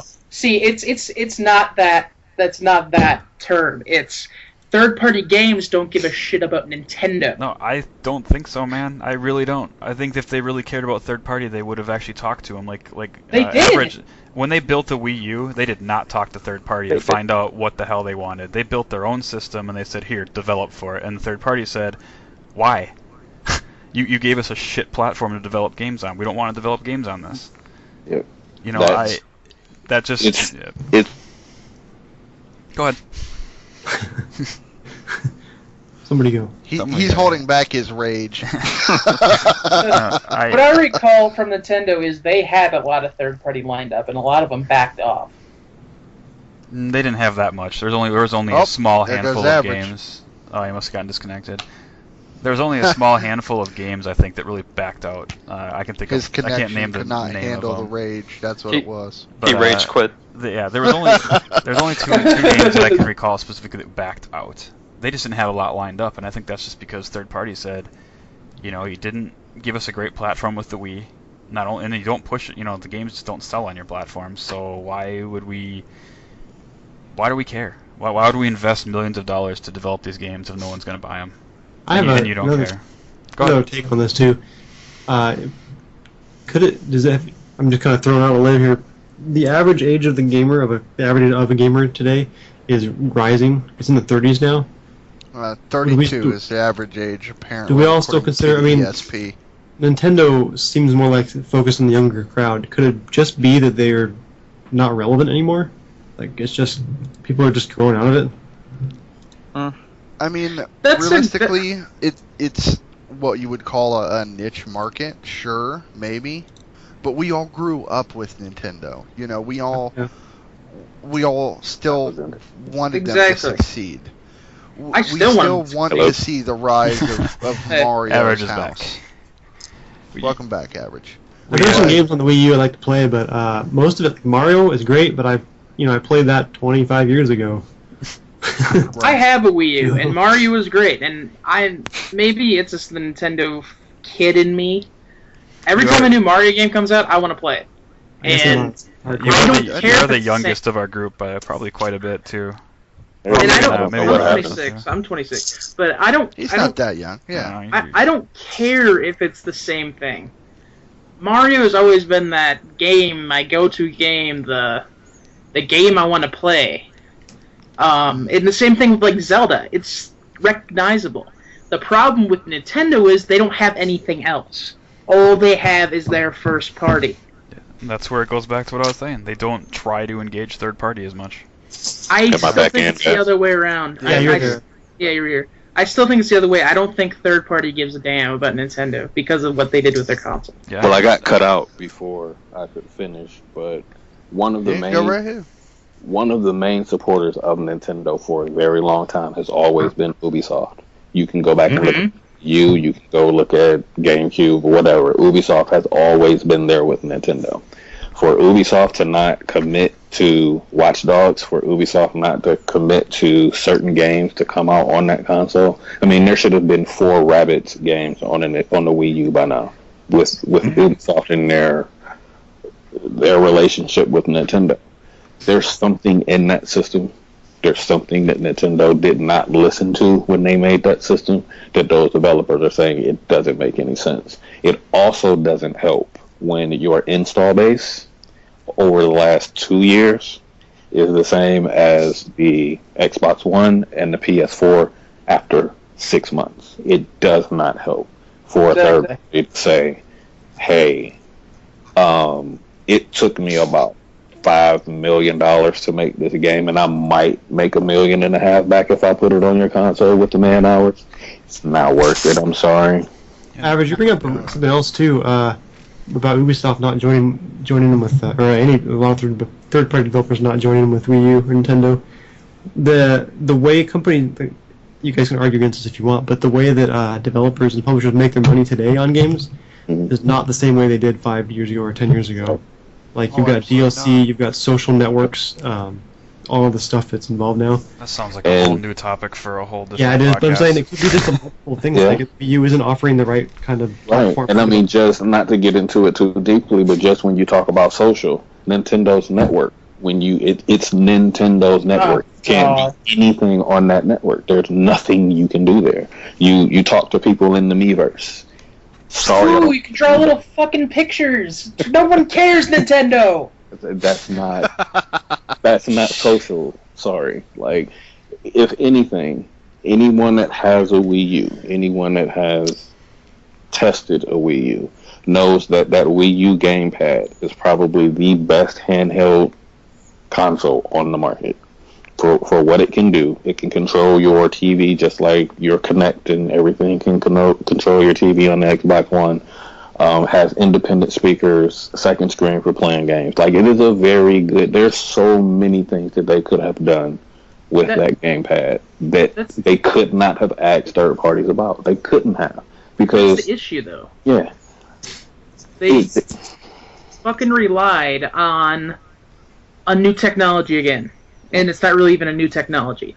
Like the Wiimote, the motion controls, that blew up. Hey, Wii is great. Then they're like, well, we don't need a big-ass processor. We don't need great graphics. We just need a new concept, a new niche, a new gimmick. Yeah. And that's what they did with the gamepad. And it failed. Yep. I think a lot of developers, even though the Wii sold a lot, it obviously just sucked in software sales. No one can argue that. Other than the first-party games, the Wii did not sell third-party games. I think third parties, including Ubi, were really hoping that they learned from that to try to be a little more competitive hardware-wise with the other ones, so that, or offer more network-wise, hardware-wise, just general overall platform, and they didn't. They did not do it, and I think a lot of these third parties, like Ubi, said, you know what, fuck it, we're done. Yeah. Maybe it'll revive. Maybe when Nintendo puts out their new Zelda game, their new whatever Metroid, if they come out with a Metroid, those games, maybe enough will sell, and some of these third parties will maybe take that chance again. But it's looking grim. I know you didn't want to bring up rumors or anything like that during this podcast, but I'm going to bring this up just because it's a topic we can discuss. There is a rumor about Nintendo bringing a new console, T3. The new hardware. I don't think new hardware. I have a feeling they're going to announce a new handheld, personally. Which is a good idea, but I can only imagine it's a new slimmed down 3DS. Yeah. Not another 2DS. They did that already. Well, they love to bring out new handhelds about every 2-3 years, or slimmer iterations of it, or different model variations. Oh, I bought the 3DS and I have all its games. There's a new one. Oh. Yep. Yeah, I think if they were going to announce a new console or a new variation of the Wii U, I really think they'd be there at E3. There's no way they'd announce a brand new console on a live stream. They did it with the 3DS, though. Yeah, but that's 3DS. Yeah, I'm talking console, not handheld. Yeah, but that's still for Nintendo. Their biggest market. Successful Yes. product. Right now, Okay, I understand it's their biggest business. What I'm saying is it's not a console. You can't. Well, it's argue that. outselling the PS4 and the Vita, Yes, so right I now it's a understand console that. in Japan. But it's not a console. It's not a home console.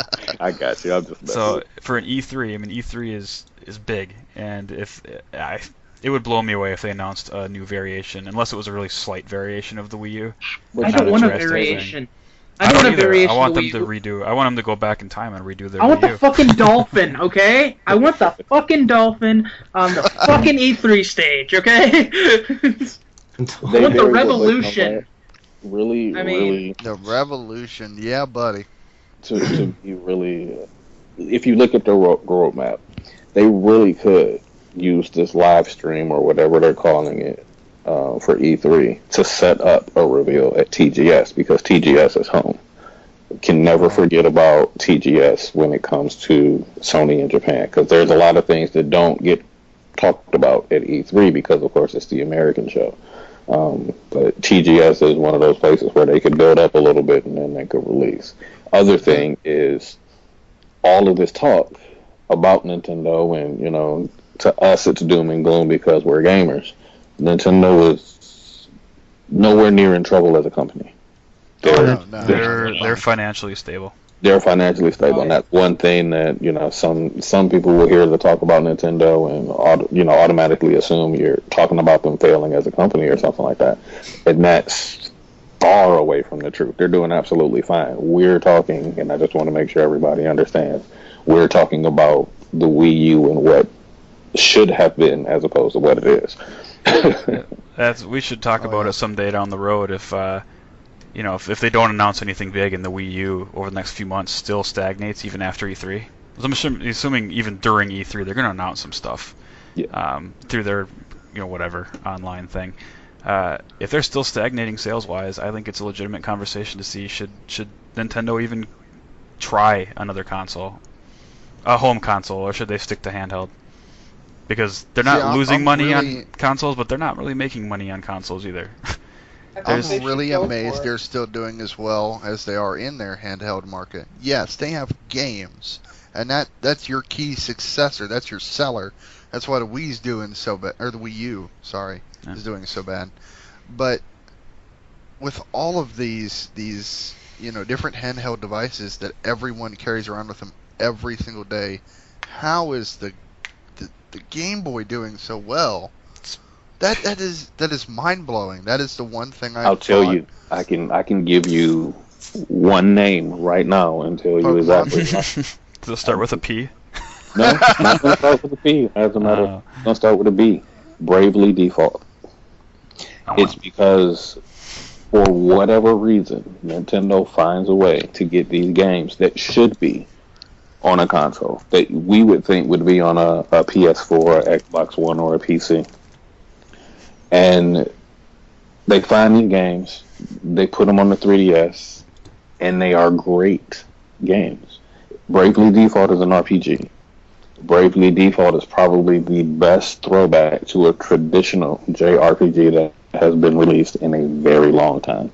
If you look it up, you'll see that it has job systems, the skill trees, leveling up, lots of exploration, good music, a lot of characters to choose. I mean, it's all there. You just have to have a 3DS in order to play it. Yep. Oh, yeah. They know what they're doing when it comes to those handhelds. Whoever is running the handheld show needs to go up to the console show and say, "Hey, this is what you need to try." Yeah. First, don't call anything else Wii. Ported games over. I mean, they have the perfect handheld sitting right in their lap to make a 3DS game right on the big screen. Yep. Every day, all day. Yep. And that would hugely increase their sales. I don't understand it. I have one game that could save the Wii U. And I know people have wanted this forever. I think we talked about it on Xbox Live a couple nights ago. If they put out a legitimate Pokemon game that was designed just for the Wii U, it will single-handedly sell consoles. Hands down. I would buy it. And a Pokemon Wii U console to go with it. Yeah, maybe a Pikachu-themed one or something like that. Yeah. Oh, well, yeah. Here, if you want to take it one step further, look at what Skylanders is doing. Skylanders, and we have a buddy that we talked to on Xbox Live. His daughter loves Skylanders. Can tell him what's coming out in the next 3 months, like we can tell you what game is coming out in the next 3 months with the little figurines and the little action figures. Why hasn't Nintendo taken the Skylanders model and put it to Pokemon? Sell a Pokemon figure, put it on the little stand. The Pokemon figure is on your TV screen now. That's a fucking amazing idea. Like Skylanders. It's Skylanders. I'm amazed they didn't come out with the idea beforehand. Yeah, that's what I'm saying. Skylanders is basically Pokemon, and they're saying, here, take this figure, put it on the screen, and put it in the TV. Yep. Now you're playing the card game on your screen. As a parent, I hope they don't do that. Right. Because I don't want to spend the money on it. Exactly. Kevin, you got anything to add, man? I actually want to go back to like the original topic of Nintendo not making an E3 You gotta chime in. Oh yeah, go ahead. Jump in. We need to give him a little bell so he could ring it every time he maybe talk. I think we need to have a requirement for CabinTerror that he has to have like 3 beers before he comes in. I felt bad about interrupting, and then I don't want it to be a mess. Of us here. You're gonna interrupt us at some point, so it's all good. I was just wondering, like, is it that bad of a thing to like I mean, I feel like getting a booth at E3 or having an entire presentation is probably really expensive, and Nintendo doesn't justify spending that much money. But just going back to the idea of having like a digital presentation, like streaming a video or a live stream on the console, like Microsoft or Phil Spencer kind of even brought up the idea that they don't have enough time at their E3 press conference to actually fit in everything. So I'm guessing they're probably going to do something similar too, where they might have, you know, like E3 videos all over the dashboard or whatever. You know, it might just be kind of like the way I guess I'm just saying like the traditional method of having a 1 hour presentation at E3 might not cut it anymore. You know, they might need to evolve that idea. Yeah. Well, I don't disagree either, but I don't know. It's just like it seems it's cowardice in my opinion. Right, exactly. If everybody wasn't doing it, that's one thing. Yeah. But if you're not doing it, you look like a coward. It's not the money. They have money. They spend millions and millions of dollars on advertising every year. You have the money.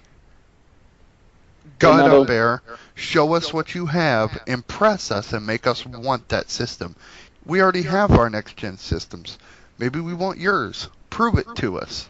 Yeah, it's a I don't know, Calvin, if you know anyone with the Wii U. You may not.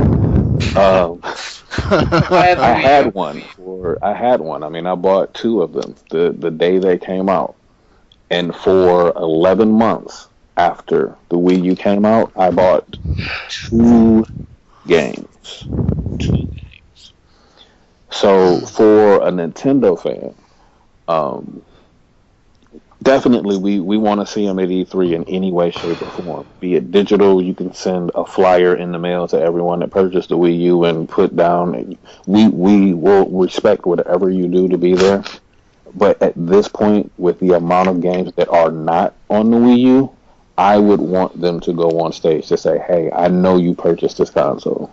And I know there haven't been a lot of games out for it in the last year or so. But this is what we have coming. And then show the trailers on that big 120 or 200-inch screen that they have behind it. Like, that's because it will get you excited to have a Wii U again, as opposed to if you have a computer or if you have a phone, we got this little show we're going to do on this little bitty screen that we can show you, and we'll just show you a bunch of B-roll. So it doesn't feel it doesn't feel like they believe in the Wii U anymore because they're not on the stage at E3. And if they don't believe in it, why should I? You know what I mean? And I think that's the idea I get from them. Exactly. Why they're not at E3. People got to understand, E3 is our Super Bowl. That's it. I mean, if you don't show up to Super Bowl to play, you forfeit. You quit. That's it. There's no game. There's no one to talk about. You do your press conference. We'll talk about you in a week when the real hype from E3 has died down. You're not important anymore. It's all a matter of perception. This is what I wanted to touch on. So, right now, Wii U hardcore fans and Xbox One hardcore fans are in similar boats as far as the perception goes.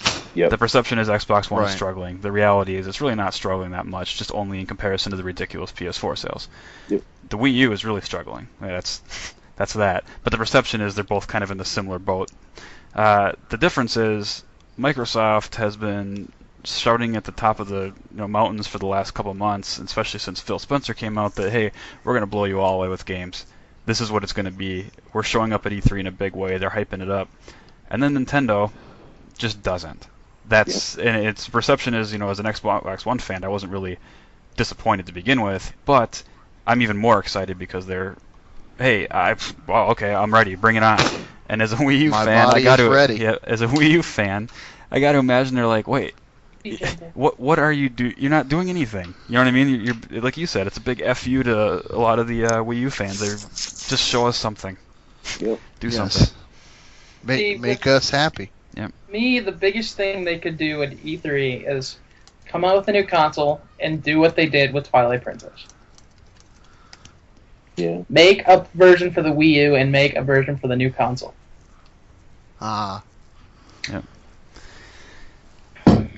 Well, E3 is only a month away. Nintendo saw, these new consoles coming out. They were expecting the 10-year plan, solid 10 years, and then a new console. that wasn't even in the realm of possibilities. I mean, Nintendo launched too late. They waited till the Wii started to decrease drastically, and they waited a year and a half after it just dropped off the shelf. They should have released a year and a half to 2 years ago, and they would have been fine, because they would have been competing with the old generation. We would have seen a lot more games come out of them, and we would have seen a lot more, I mean, even just ports, which is fine, but there would have been a lot more games. You know, while Nintendo was working on its first party, we would have had things to play and be excited for as a Nintendo fan. But they launched too little, too late, and it killed them for it. Yep. You can't launch. I have a hard time believing Nintendo didn't know that these consoles were coming. They're plugged into the industry. There's no way they didn't know that the Xbox One, whatever it was going to be called, and PlayStation's new console were coming. They had to have known. They were counting on lightning striking twice. That's what they were counting on. Just from the name. Just from the name, you know they were banking on lightning striking twice. Yep. And Nintendo, if you ever come to DirectXbox forums, I know it's a stretch because it's DirectXbox. But if you ever come and you happen to listen to this podcast, Average Gamer Guy is telling you, if you name anything else, hardware, software, game title, I don't care. If you name anything else, Wii. Yeah, I would agree. I'm going to say it one more time. If you name anything else, Wii, and then follow it up with a sequel, I will officially not buy anything else from you. Nintendo newest console, Wii. All right. We won't be buying this one. This time we taped 4 weeks together. All right. So I think this is a good place to wrap this discussion up. This podcast is already pretty long, so I do know that real quick before we go any further, Carnal has a shout out he wants to do quick. If you guys watch Twitch, go see Virlomi TV. It's VIRLOMI TV. She was nice enough to let me talk about our forum a little bit in her chat. So I'm just returning the favor and giving her a little shout out here. So it's Virlomi TV. So one other quick thing, the